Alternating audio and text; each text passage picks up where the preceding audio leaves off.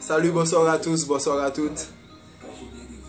Bonsoir à tous, bonsoir à toutes. Nous sommes là pour parler foot, bien entendu.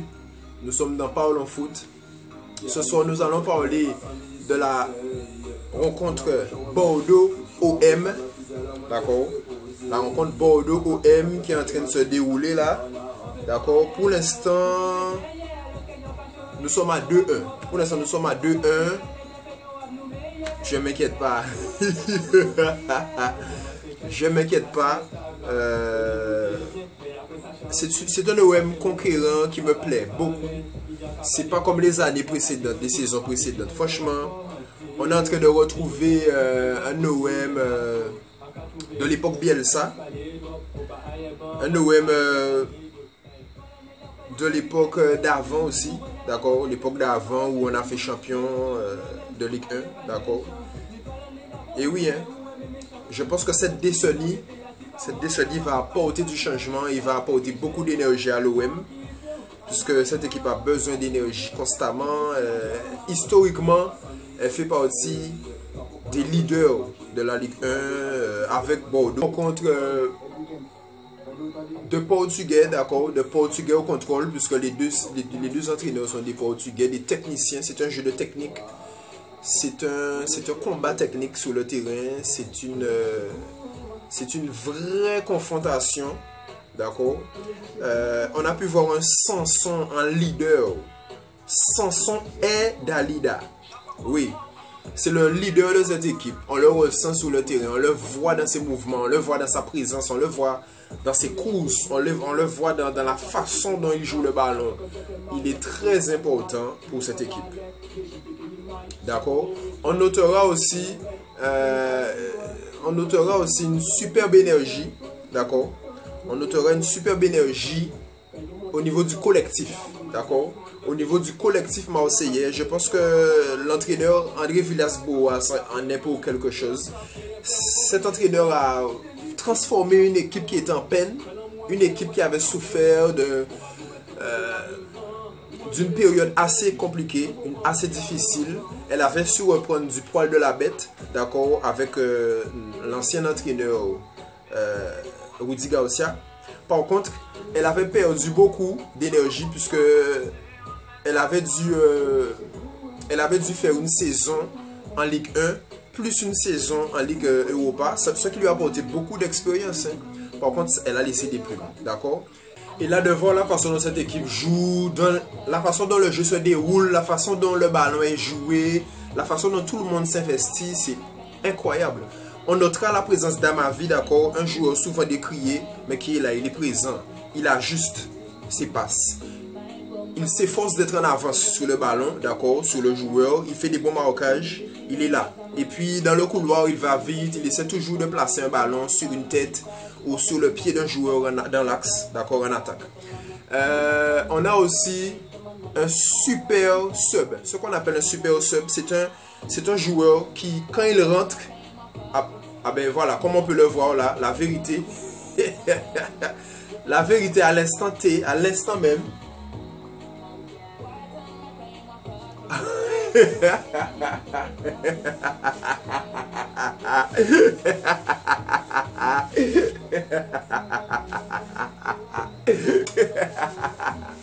À l'instant T, excusez-moi, c'est l'euphorie.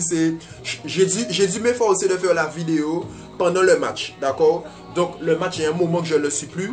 Ça doit faire 4-5 minutes que je ne le suis plus. Mais là, je suis ravi de voir que j'ai laissé le match à 2-1 et que là, le joueur dont je vous parle là, d'accord, le joueur dont je vous parle, parce que je regardais l'écran en même temps, c'est bien lui. Radonjic, voilà, Radonjic, un super sub. Je parlais du super sub. Donc le super sub, c'est un joker. C'est un joueur, quand il va rentrer, il va tout changer. Quand le joueur va rentrer, il va marquer. Quand le joueur va rentrer, même s'il ne marque pas, mais il va troubler les défenses, il va les hypnotiser, et il va faire beaucoup de bruit. Mais c'est ce qui vient de se passer là.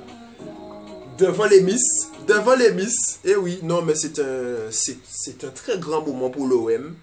Et bon, je suis en train de rater ça parce que je n'ai pas les commentaires, je ne vois pas vraiment ce qui se passe. Je comprends ce qui se passe, mais je ne vois pas vraiment puisque c'est dans mon dos, d'accord?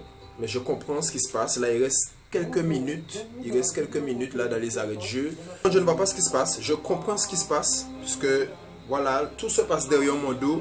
D'accord. Je peux voir par exemple que là, il y a des arrêts. C'est déjà dans les arrêts de jeu. On est dans la période d'arrêt de jeu. Par contre, je ne peux pas assister au match. Donc, je suis en train de rater ce match qui vient d'être terminé. Qui vient de se terminer sous le score de 3-1. Une victoire, une véritable grande victoire pour l'OM qui vient de jouer le respect, d'accord, à domicile et qui vient d'assurer ces 3 points pour pouvoir conserver cette précieuse seconde place au classement de la Ligue 1. D'accord. On a pu voir de très belles choses ce soir. Donc je disais notamment la présence de Sanson, un Sanson étincelant. Un Sanson par sa lumière, par sa disponibilité, par son efficacité. On peut voir aussi un Amavi souriant, justement un Amavi qui reprend du poil de la bête, qui a été relancé carrément par Villas-Boas. D'accord. Un joueur très décrié par la presse et par certains de ses supporters. Même moi, pendant un moment, bon, j'ai eu des doutes. Mais ça fait plaisir de le voir. Parce que je l'ai toujours apprécié. Même si on a des doutes pour des joueurs, des fois on les apprécie, mais on a quand même des doutes parce que voilà. Sinon, on a un Payet extraordinaire, un Payet monstrueux, un Payet qui, sincèrement, je vous le dis, risque de quitter l'OM puisque les offres vont être de plus en plus nombreuses. Les offres vont s'amonceler sous le bureau de la direction marseillaise et bon, on sera content pour lui, mais après, se séparer de Payet pour ne pas avoir l'équivalent ou pour ne pas avoir mieux, je suis contre. Moi, je ne suis pas pour les ventes à la volée, les ventes pour vendre, les ventes pour faire de l'argent. Je suis là pour faire des ventes qui rapportent sur le terrain, qui rapportent footballistiquement, qui rapportent des résultats. Par contre, je vous dis déjà, si l'OM continue là, avec ce qu'elle monte là, chaque journée, chaque match, on risque d'avoir beaucoup d'argent. Et avec l'argent qu'on aura, forcément, on pourra même acheter un Alan. On pourra acheter un Alan. On pourra même peut-être récupérer Ribéry, puisqu'on pourra lui payer son salaire.